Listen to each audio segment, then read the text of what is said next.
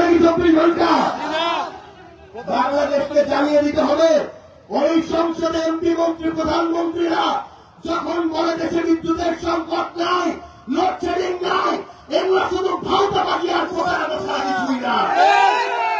আমরা আপনাদেরকে বলি, আওয়ামী লীগের প্রতারণার রাজনীতি করে দেশ ছেড়ে পালাতে হয়েছে। আপনারা যদি একই পথ অনুসরণ করেন, আপনাদের পরিণতি তাদের চেয়েও খারাপ হবে। এবার সরকারি অফিস আদালত থেকে শুরু করে বিভিন্ন কর্মকর্তা কর্মচারী আছে, তাদের কথা একটু বলতে চাই। হত্যা সরকারি কর্মকর্তা কর্মচারী, আইন শৃঙ্খলা রক্ষাকারী বাহিনীর সদস্য, তারা নিজেদেরকে যতটা কর্মকর্তা কর্মচারী হিসেবে পরিচয় দেয়, যতটা জনগণের সেবক হিসেবে পরিচয় দেয়, কিছু কিছু এমন লোক আছে তারা নিজেদেরকে তার চেয়ে বেশি বিএনপির নেতা হিসেবে পরিচয় দেয়। ভাইরা, আপনাদেরকে শুধু একটা কথা বলতে চাই, আওয়ামী লীগের দিকে তাকানো লাগবে না, এনসিপি জামাতের দিকে তাকানো লাগবে না, আপনার বিএনপির দিকে তাকান। যাদের আপনি অন্যভাবে দালালি করেন, চাটুকারিতা করেন। গতকালকে এই বিএনপি সরকার 14 সালে ওই রাতের নির্বাচন করা, ভোট চুরির নির্বাচন করা 32 জন ডিসিকে বাধ্যতামূলক চাকরি থেকে বরখাস্ত করেছে। তাহলে আজকে যারা আপনারা বিএনপির দালালি করছেন, জনগণের প্রতি দায়িত্ববোধ ভুলে গিয়েছেন, অন্য দলের সাথে অত্যাচারী হিসেবে ব্যবহার করছেন, মনে রাখবেন আওয়ামী লীগ ছিল, আওয়ামী লীগ নাই, বিএনপি আজকে আছে, বিএনপি না থাকতে পারে, কিন্তু আপনার মতো দালালদেরকে বাংলাদেশের মানুষ চিহ্নিত করে রাখবে ইনশাআল্লাহ। আপনি পুলিশে থাকেন, আপনি প্রশাসনে থাকেন, আপনি রাজনীতি করেন, যারা অন্য হিসেবে দলের দালালি করবেন, চাটুকারিতা করবেন, অন্য দলের মানুষদের উপরে জুলুম করবেন, নির্যাতন করবেন, মনে রাখবেন পাপ কিন্তু বাপকেও ছাড়ে না। আপনাদের পাপের পাল্লা ধীরে ধীরে ভারী হয়ে গেছে। আমার এখানে এনসিপি যার ইচ্ছা সেই করবে, সনাতনী হোক, মুসলিম হোক, অন্য যে কোনো ধর্মের হোক। আপনি যদি বিএনপি করেন দেখে তাদেরকে বাধা দেন, মনে রাখবেন আওয়ামী লীগের সময় আওয়ামী লীগ যখন আপনাকে বাধা দিয়েছিল, আপনার কি অবস্থা হয়েছিল, আজকে আওয়ামী লীগের কি অবস্থা, আওয়ামী লীগের আজকে যে অবস্থা। আপনি যদি আমার নেতা কর্মীদেরকে মিটিং আসতে বাধা দেন, মিছিলে যেতে বাধা দেন, রাজনীতি করতে বাধা দেন, আপনাদের অবস্থা আওয়ামী লীগের চেয়েও খারাপ ভাবে শেষ হবে ইনশাআল্লাহ। আমরা আপনাদেরকে শুধু কিছু কথা বলি, যারা জুলুমকারী তারা জুলুম করবে, কিন্তু জুলুমে যদি চুপ হয়ে যান তাইলে সারা জীবন জুলুমের মধ্যে দিয়ে যাইতে হবে। মনে রাখবেন, যেদিন আপনারা ঘুরে দাঁড়াবেন, প্রতিবাদ করবেন, যে চাঁদাবাজ চাঁদাবাজ বলবেন, ক্ষমতার অপব্যবহারকারী ক্ষমতার অপব্যবহারী বলবেন, দলের দালাল বলবেন, ওই দিনই আমার এই রাজনীতিগঞ্জ ঠিক হবে, ওই দিনই হবিগঞ্জ ঠিক হবে, ওই দিনই বাংলাদেশ ঠিক হবে। আমরা আপনাদেরকে একটা তথ্য দিয়ে আমি শেষ করব। বিগত 2 বছরে বাংলাদেশের রাজনৈতিক সহিংসতায় মোট মারা গিয়েছে 213 জন। শুধু রাজনৈতিক সহিংসতা, অ্যাক্সিডেন্ট এগুলো না, কোন রোগের শোকে না।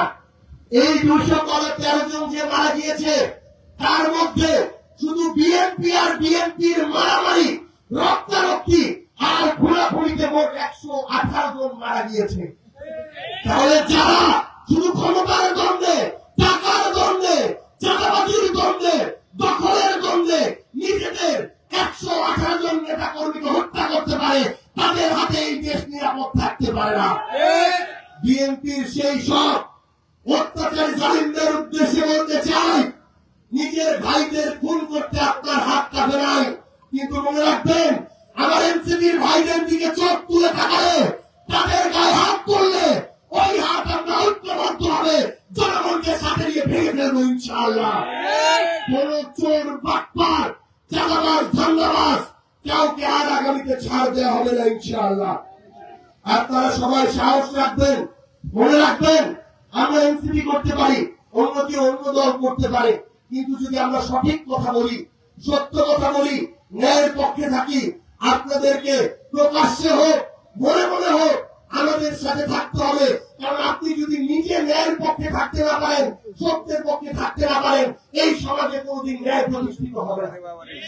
লড়াইটা নিজের বিবেক বোধ দিয়ে শুরু হইতে হবে, নিজের সিদ্ধান্ত দিয়ে শুরু হইতে হবে। আজমিরগঞ্জবাসী, আজকে হয়তো এখানে 800 থেকে 1000 মানুষ আছেন, কিন্তু আমরা মনে করি আমরা যদি সঠিক পথে থাকি, আপনাদের এই সন্তানেরা আপনাদের যদি আস্থার আমানতের খেয়ালত না করে, হয়তো 1 বছর পর যেদিন আমরা আসবো, সেই দিনে আজমিরগঞ্জে 20,000 মানুষ নিয়ে আমরা প্রোগ্রাম করবো ইনশাআল্লাহ। সবাই আমাদের জন্য দোয়া করবেন। আমরা আমাদের জীবন দিয়ে আপনাদের আস্থা, আপনাদের ভোটের আমানত রক্ষা করার চেষ্টা করবো ইনশাআল্লাহ। ইনকিলাব জিন্দাবাদ, জাতীয় নাগরিক পার্টি এনসিপি জিন্দাবাদ।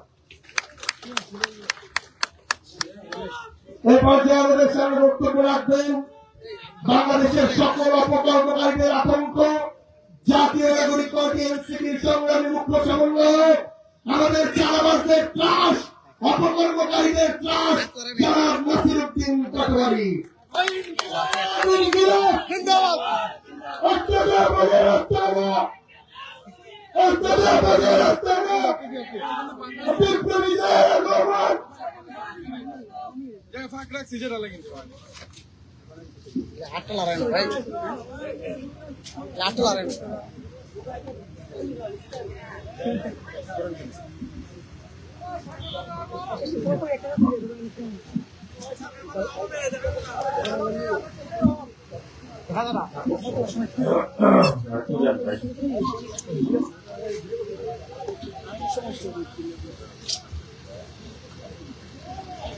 আমরা ক্যামেরার সুযোগ দাও আপনারা আমাদের কথা টাল দিন না, তাই হবে।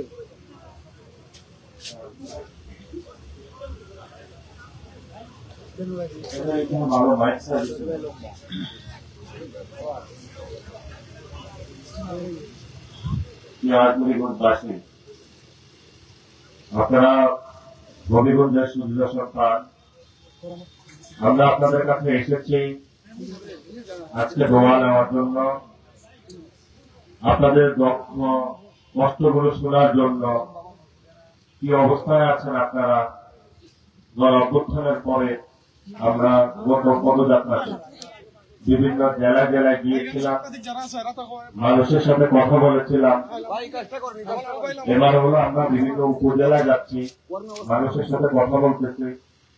আমরা মানুষকে একটা প্রতিশ্রুতি দিয়েছিলাম যে আমরা একদম মানুষের হলো ঘরের দরজা পর্যন্ত যাব। আমরা ইনশাল্লাহ এর পরের বারে ইউনিয়ন পর্যন্ত যাব, গ্রামে গ্রামে যাব, গ্রামে যাওয়ার পরে ঘরে ঘরে যাব। আমিও একজন গ্রামের সন্তান, বাবা অনেক কষ্ট করে বিশ্ববিদ্যালয়ে পড়িয়েছে। যখন আমাদের স্বপ্ন ছিল যে আমরা একটা চাকরি পাবো, কিন্তু সেই সময়কালে যদি কেউ চাকরির পরীক্ষা দিত, চাকরির পরীক্ষাতে ছাত্রলীগ যুবলীগ কোটায় হলো তাদের চাকরির নিয়োগ হতো, সবচেয়ে যে ভালো রেজাল্ট করতো বাংলাদেশে হলো সে গত 17 বছরে চাকরি পায়নি। সেই জায়গাতে আমরা দাঁড়িয়ে বলেছিলাম বাংলাদেশে এই পরিবর্তন করতে হবে। মানুষ অনেক দুঃখ কষ্টে আছে। আমরা যদি 53 বছর পরে, যে কারণে আমরা পাকিস্তান থেকে স্বাধীন হইলাম, যে আমাদের বাংলাদেশে এত সম্পদ আছে, এগুলো যদি আমরা কাজে লাগাইতে পারি, বাংলাদেশের মানুষ খুব ভালো থাকবে।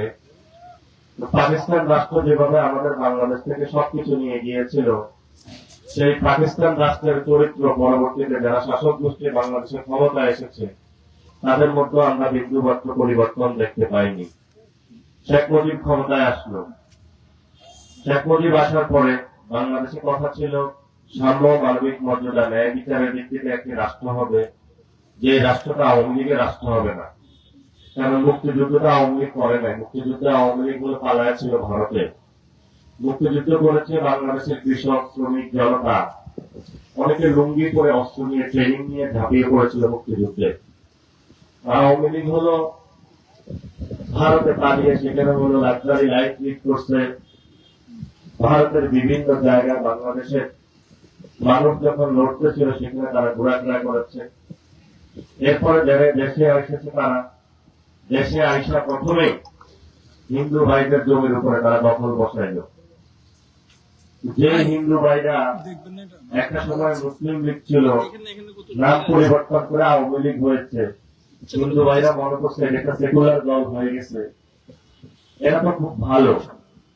কিন্তু যারা আসলে দখলবাদ, এদের কোন ধর্মীয় পরিচয় নাই, এগুলা বিএনপির মধ্যে আছে, সব দলের মধ্যে আছে, ধর্মকে মাঝে মধ্যে ব্যবহার করে। কিন্তু আমি এদের একটা পরিচয় দিতে চাই, এদের নাম হলো আসলে সন্ত্রাসী। এই সন্ত্রাসীরা কখনো হিন্দুদের বাড়িঘর দখল করেছিল সেই সময়, কখনো জনগণের উপর অত্যাচার করেছিল। শেখ মুজিব ওই সময়কালে আধারটা শেষ হোক, আধারটা শেষ হয়ে আমরা 10 মিনিট কথা বলে দিতে চাই।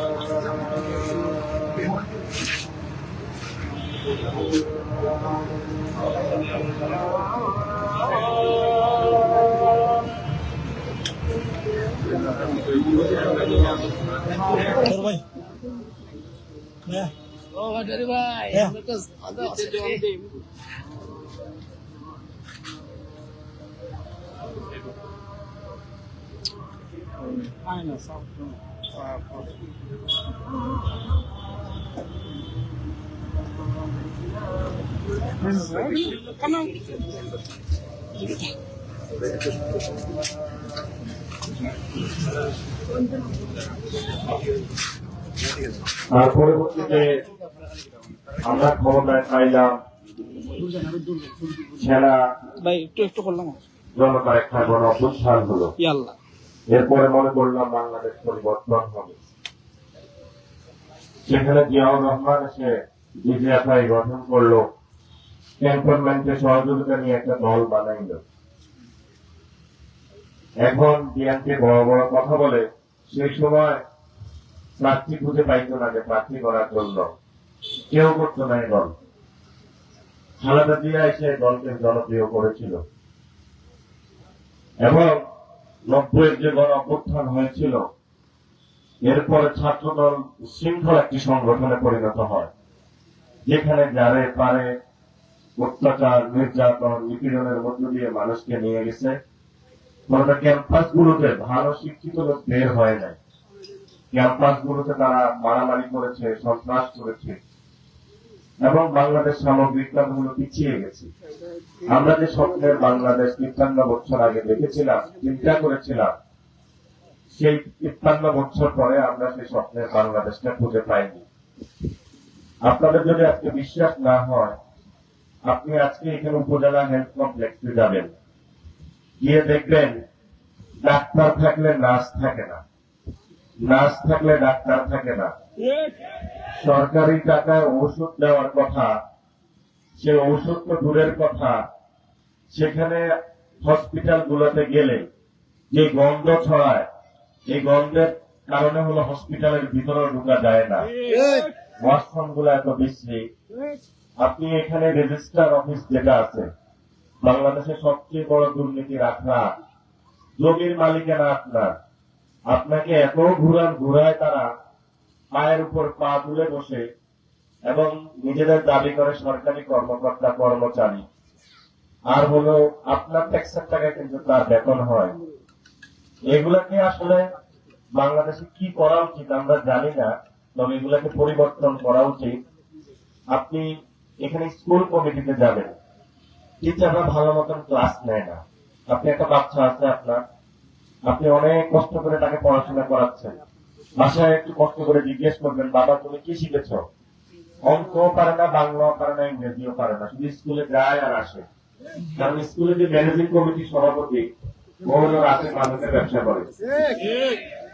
তারপরে মসজিদ কমিটির যে সভাপতি, ও হলো তো নামাজ তো পড়ে না, উল্টা পাল্টা করে ঘুরে বেড়ায়।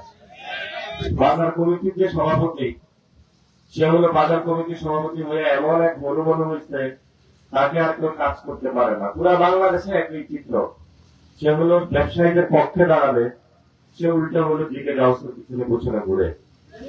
এজন্য আমরা বলবো, এই যে আপনাদের এই ব্যবস্থা আছে, আপনারা এখানে চিন্তা করেন, আজকের যুগে কোনো আমি পরিবর্তন দেখি নাই, কোন উন্নয়ন দেখি নাই। আমার যা মনে হয়েছে আপনারা অনেক কষ্টে আছেন এখানে, এবং এখানে অনেক চর আছে। চরের মানুষগুলো যাতায়াত থেকে শুরু করে জীবন যাত্রা, পকেটে অনেকের টাকা নাই।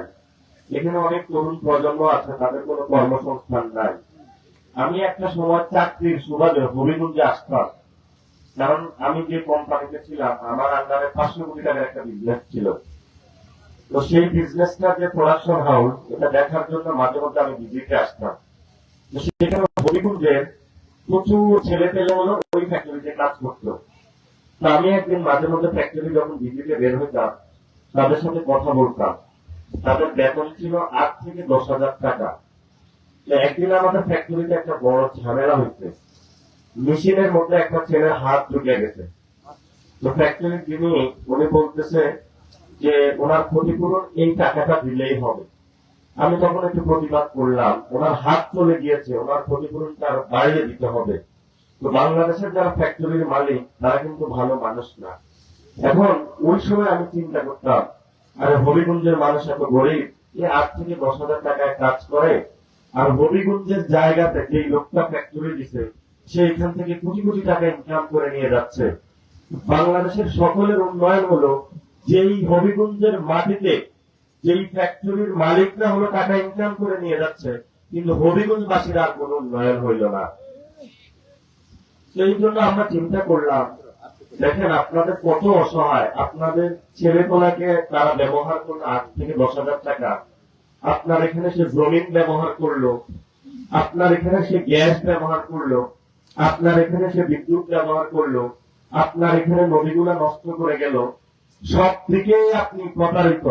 আপনার এই প্রতারিত হওয়ার, আপনি যে প্রতিনিয়ত মজলুম হচ্ছেন, এটা সংসদে দাঁড়িয়ে বলার জন্যই কিন্তু এমপিদেরকে পাঠানো হয়েছে। কিন্তু ঢাকায় যাদেরকে আপনারা পাঠিয়েছেন, তারা গিয়ে যেই ব্যবসায়ীরা আপনাদের উপরে প্রতিনিয়ত অত্যাচার করে, তাদের সাথে গুলশানে বসে বসে মজ মাস্তি করে। এবং যেখানে জনগণের পক্ষে দাঁড়ানোর কথা তাদেরকে, সেখানে জনগণের পক্ষে না দাঁড়িয়ে মালিক পক্ষের পক্ষে দাঁড়াচ্ছে। এখন তারা আপনাদের ভাগ্য পরিবর্তন করবে কে? এসব জিকে গাউস, এমপি, মন্ত্রী যারা আছে বাংলাদেশের, এরা আপনার ভাগ্য পরিবর্তন করবে না। আজকে আপনি শপথ নিন যে আপনার ভাগ্য আপনারই পরিবর্তন করতে হবে। আপনারা হবিগঞ্জে আন্দোলন শুরু করেন যে তোমরা মালিকরা যারা আছো, হবিগঞ্জে যদি বিদ্যুৎ ব্যবহার করো, হবিগঞ্জে যদি জমি ব্যবহার করো, তাহলে হবিগঞ্জের এখানে যারা সন্তান আছে, এদেরকে 60% চাকরি দিতে হবে, এদের বেতন কাঠামো বাড়িয়ে দিতে হবে। নাহলে তুমি হবিগঞ্জে হলো এখানে ব্যবসা করতে পারবা না। সেখানে ব্যবসা করে সব নিয়ে যাবে, আর আপনি দেখে দেখে আঙ্গুল চুষবেন, এটা তো হইতে পারে না। এবং আজকে যখন আমাদের এখানে প্রোগ্রাম হচ্ছে, প্রোগ্রামে আসার সময় অনেক লোককে বাধা দেওয়া হয়েছে, এবং আপনারা অনেক সাহসী মানুষ যারা এখানে এসেছেন। এই এলাকায় অনেক হিন্দু ভাই আছে যাদেরকে বলছে, অনেক ধমক দেওয়া হয়েছে। ওই যে ওইদিকে 200-300 জন দাঁড়িয়ে আছে, হলো জিকে গাউসের গুন্ডা বাহিনী। তো জিকে গাউস ভাই, আপনার ওই সময় হলো বউ হলো প্রেস মিটিং করতো যে জিকে গাউস ভাইকে জেলে জেলে ঘুরাবেন না, একটু মুক্তি দেন, কান্না করে বিভিন্ন জায়গায় বেড়াইতো। তা আপনি যেই পরিস্থিতির মধ্য দিয়ে আপনার বউ গিয়েছে, আপনিও যদি সেই পরিস্থিতি এখন এসে হবিগঞ্জের এখানে বাস্তবায়ন করেন, আপনাকে তো আমরা ভালো মানুষ বলতে পারি না। আপনাকে ভালো মানুষ বলতে পারি? আমরা এখানে শুনতে পাচ্ছি বিএনপির যারা নেতা কর্মী আছে, এরা মাদকের ব্যবসা করে, এবং মাদকের ব্যবসা করে আমাদের যুব সমাজকে নষ্ট করে দিচ্ছে। এবং প্রশাসনও তাদেরকে কিছু বলতে পারে না।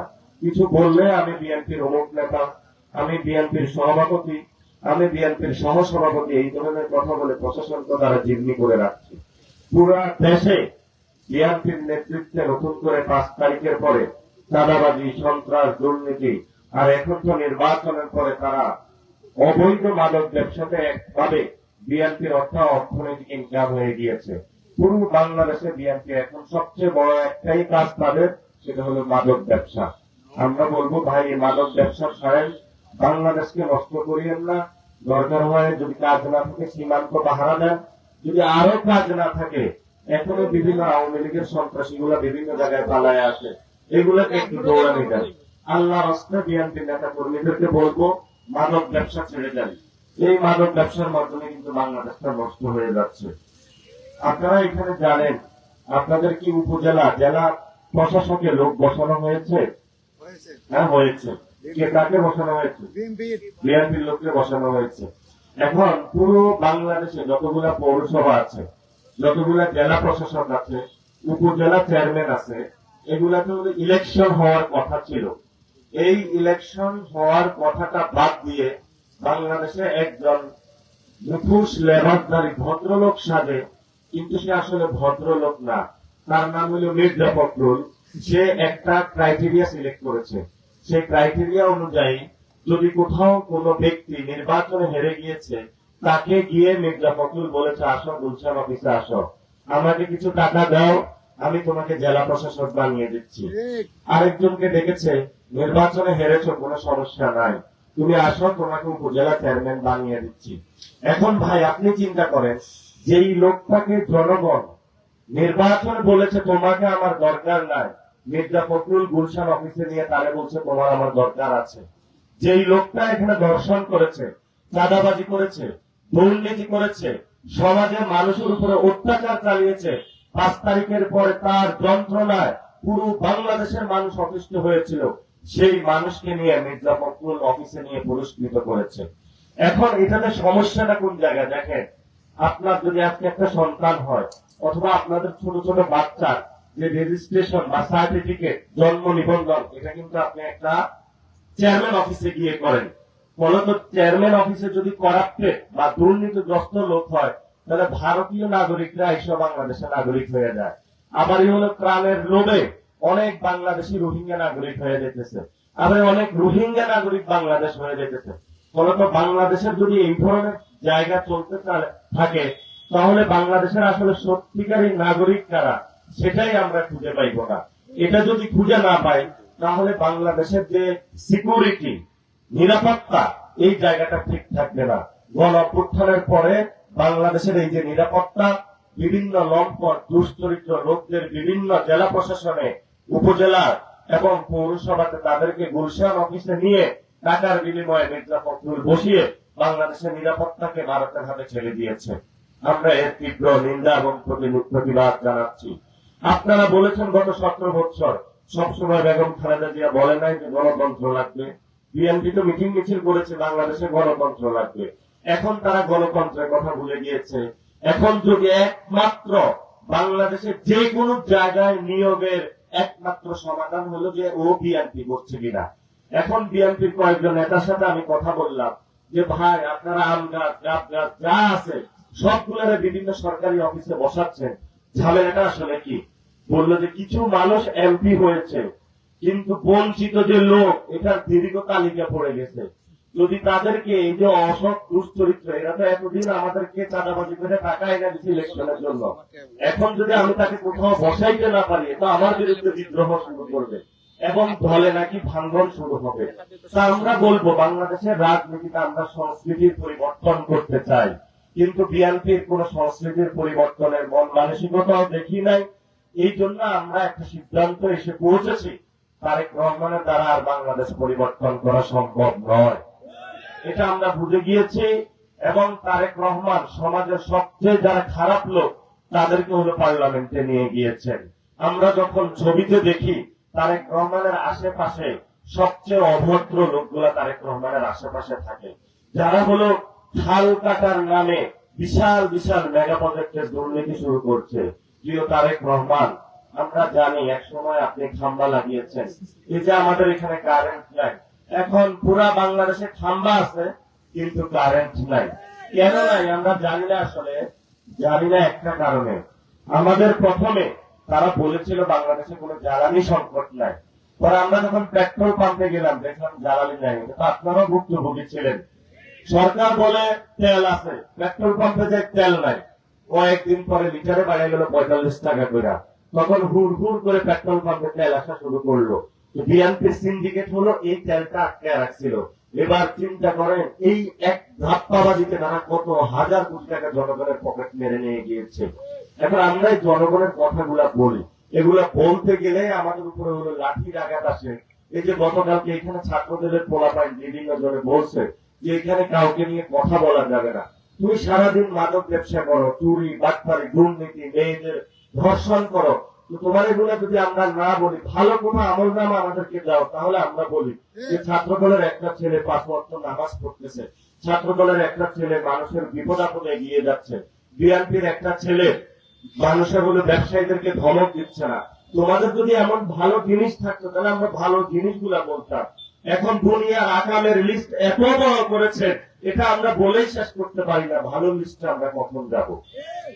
এগুলাকে আমরা কি করব বলেন? আপনারাই একটা সমাধান দেন। যে বিএনপির এত নষ্ট একটা পার্টি, যারা আপনাদের উপর অস্ত্র কাজ করে আছে, আমরা কিছু বললেই তাদেরকে খারাপ হয়ে যায়। আপনাদের এই 5 তারিখের পরে বিএনপির লোকরা হিন্দু ভাইদের কাছে গেল, গিয়ে তাদের উপরে অ্যাটাক দিল। এখন আমি কয়েকজন বিএনপির ভাইকে জিজ্ঞেস করলাম, আপনি হিন্দুদেরকে ভোট পাইলেন কিভাবে? বললো হিন্দুরা খুব ভীতু জাতি, তাদেরকে ধমক দিলেই তারা ভোট দিয়ে দেয়। এখন তারা জোর করে আপনাদের থেকে ভালোবাসা আদায় করতে চায়। পুরো বাংলাদেশের হিন্দু ভাইদেরকে বলবো, জোর করে আপনাকে বিএনপি ধর্ষণ করতে চায়। আপনার সামনে সময় এসেছে, আগে আওয়ামী লীগ আপনার জমি কেড়ে নিয়েছে, এখন বিএনপি নিতে চাচ্ছে। আর কত নির্যাতিত হবেন? আমার কাছে আপনি হিন্দু নন, আমার কাছে আপনি বাংলাদেশের নাগরিক। আমার যেভাবে অধিকার রয়েছে আপনারও সেই একই অধিকার রয়েছে। কোন হীনমন্যতায় আপনারা ভুগবেন না। আমি যেভাবে যে স্কুলে যাই আপনিও একই স্কুলে যান, আমি যে হসপিটালে যাই ওই একই হসপিটালে যাই। আমার সার্টিফিকেটে লেখা যখন বাংলাদেশি, আপনার সার্টিফিকেটেও লেখা বাংলাদেশি। বাংলাদেশে যতগুলো অধিকার আমি পাই ততগুলো অধিকারে আপনি পান। সাথে সাথে প্লাস এখানে যারা মুসলমান আছে তাদের ইমানি দায়িত্ব হলো আপনাকে ধর্মের জায়গা থেকে আরো ভালো রাখা।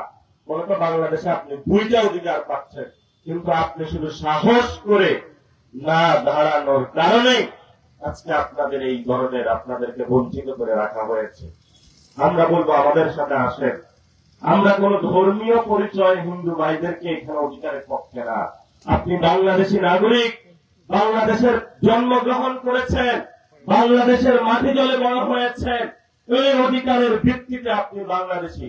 আমরা কোন ধর্মীয় পরিচয়ে কাউকে ধমক দিয়ে কারো বাড়ি দখল করে তাদের ভোট ব্যাংক দখলের চিন্তা নাই আমাদের।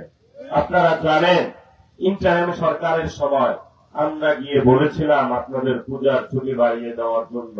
বাংলাদেশের ইতিহাসে প্রথম আমরা সেই সময় মন্দিরে মন্দিরে গিয়েছিলাম, মন্দিরগুলা পাহারা দিয়েছিলাম, কিন্তু আমরা আপনাদের ভালোবাসা পাইনি। সব উজাড় করে দেওয়ার পরও ভালোবাসা দিয়েছেন যে জোর করে নিতে চেয়েছে। আমরা আপনাদের জোর করে চাইব না, আমরা শুধু ভালোবেসেই যাব ততদিন পর্যন্ত, যতদিন না আপনারা হাসি মুখে আমাদেরকে ভালোবাসা দিবেন ততদিন পর্যন্ত আমরা ভালোবাসা চাই। আমরা জোর করে কোনো কিছু চাই না, কারণ আমাদের কাছে আপনার ধর্মীয় পরিচয় মুখ্য না। আমার কাছে আপনার পরিচয় আপনি একজন বাংলাদেশের নাগরিক, একজন মানুষ। এই অধিকারের পক্ষে আমি যদি বুকের রক্ত চলে যায় আমি আপনার মন্দিরের সামনে দাঁড়াবো, এটাই আমাকে ইসলাম শিক্ষা দিয়েছে। প্রিয় ভাইয়েরা, এই তরুণ প্রজন্মের কর্মসংস্থান আগামীর প্রজন্মকে, এই বর্তমানে যারা গ্যাং সৃষ্টি হয়েছে, সালাউদ্দিন গং, ফখরুল গং, তারেক রহমানের গং থেকে বাংলাদেশের মানুষকে মুক্তির জন্য, বাংলাদেশের পুলিশের সংস্কারের জন্য, বাংলাদেশের হিন্দু ভাইদেরকে অধিকারের রক্ষার জন্য, নারীদের সংস্কারের জন্য, মিডিয়া ভাইদের সংস্কারের জন্য আমাদের নতুন একটি যাত্রা শুরু করতে হবে। সেই যাত্রায় যদি বিএনপির ভাইয়েরা যদি বাধা হয়ে দাঁড়ায়, তাহলে তীব্র লড়াই হবে। কিন্তু আমরা আমাদের আবু সাঈদের রক্তের সাথে বেইমানি করব না। যিনি শহীদ হয়ে গিয়ে বলে গিয়েছিলেন, আমি মরে গেলাম, তোমরা 18 কোটি বাংলাদেশ জীবিত আছে, তোমাদের কাছে একটা দায়িত্ব দিয়ে গেলাম যে তোমরা বাংলাদেশটা ভালো করবা। আর কোন সন্তান, ছাত্র দল, যুব দল এই কারণে চাকরি পাবে, এই ধরনের বাংলাদেশে কেউ কায়েম করতে না পারে, বাংলাদেশে কোন কর্মসংস্থানের জায়গা থেকে তরুণদেরকে কেউ যাতে হতাশ করতে না পারে, এই আমানত দায়িত্ব আমরা তোমাদের কাছে দিয়ে গেলাম। আমরা সেই দায়িত্ব এবং আমানত পালন করতেছি। শেষ কথা, আমাদের শহীদ ওসমান হাদি, আপনি তার অনেক সমালোচনা করেন। এই পাগল বলেছিল জান দিব জুলাই দিব না, বাংলাদেশের স্বাধীনতা সার্বভৌমত্ব দিব না। উনি ঠিকই জানটা দিয়ে গিয়েছিল, কিন্তু জুলাইকে বিক্রি করে নাই। প্রিয় তারেক রহমান, আপনি দেশে এসে বলেছিলেন শহীদ ওসমান হাদির আপনি বিচার করবেন। শহীদ ওসমান হাদির স্ত্রী আশায় প্রতিদিন বুক পেতে আছে কখন তার স্বামীর হত্যাকাণ্ডের বিচার হবে। কিন্তু আপনি দেখেছেন আপনার মাকে কিভাবে নির্যাতন করেছে, আপনার বাপকে যারা হত্যা করেছে তাদেরকে আপনি 100 বছর পর ধরতে যান। কিন্তু এই রিসেন্টলি শহীদ ওসমান হাদিকে যারা খুন করেছে সেই হত্যাকাণ্ডের বিচার নিয়ে আপনার একটি কথাও আমরা দেখলাম না। এটা দুঃখজনক। আমরা ধরে নিয়েছি যে আমাদের জন্য এই তারেক রহমানের কাছে কোনো কিছু নেই। আমরা ক্ষমতায় গিয়েই শহীদ ওসমান হাদির হত্যাকাণ্ডের বিচার করতে হবে। আমরা ক্ষমতায় গিয়েই বাংলাদেশের তরুণদের ভবিষ্যৎ নিশ্চিত করতে হবে। আমরা ক্ষমতায় গিয়েই 70% মানুষ যে রায় দিয়েছে সংস্কারের পক্ষে, সে রায়টা বাংলাদেশে বাস্তবায়ন করতে হবে। প্রিয় শেষ কথা যেটা বলবো, শেষ হয়েও হইল না শেষ। এই ভাই আজমেরীগঞ্জের মানুষ, আপনারা এখানে কেউ একটু দাঁড়িয়ে বলবেন এই ভাই কারো থেকে চাঁদাবাজি করেছে? একজন বলতে পারবেন?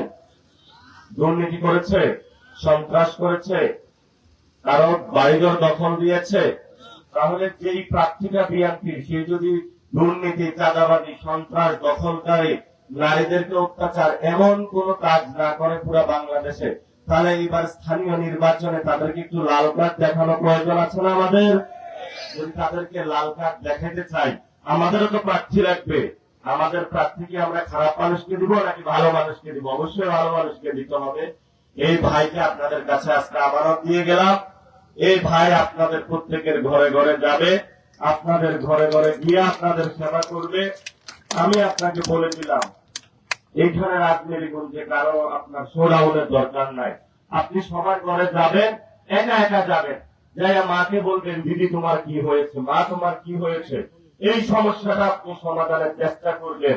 এই ভালোবাসা যদি দিতে পারেন, কোন টাকা দিয়ে না, এজেন্ট লাগবে না, কিছু লাগবে না, এই আজমেরীগঞ্জের সবাই এসে আপনাকে খাওয়াবে, পড়াবে, আপনাকে জয়ী করে তাদের কাঁধে তুলে আজমেরীগঞ্জে আপনাকে নিয়ে মিছিল দিবে, যদি ভালোবাসা দিয়ে তাদের মন জয় করতে পারে।